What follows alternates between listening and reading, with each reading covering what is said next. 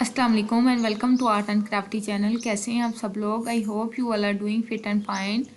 तो अगर आपने मेरे चैनल को सब्सक्राइब नहीं किया तो काइंडली मेरे चैनल को सब्सक्राइब करें और बेल आइकन पर क्लिक करें। तो आज की वीडियो में हम एक और वॉल आर्ट बनाने जा रहे हैं जो कि वेस्ट विद फ्लावर्स है।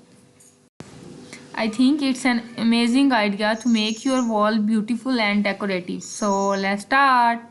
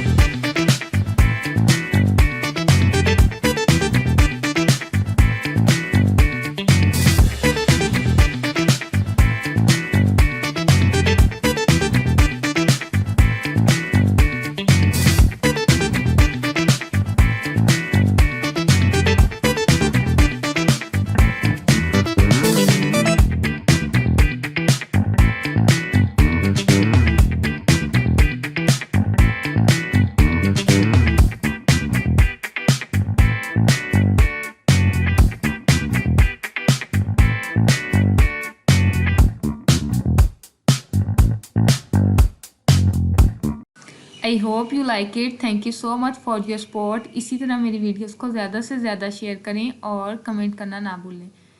अपना फीडबैक मुझे ज़रूर दीजिएगा और मुझे बताइएगा आपको ये वॉल आर्ट कैसा लगा। Thank you so much. अल्लाह हाफिज़।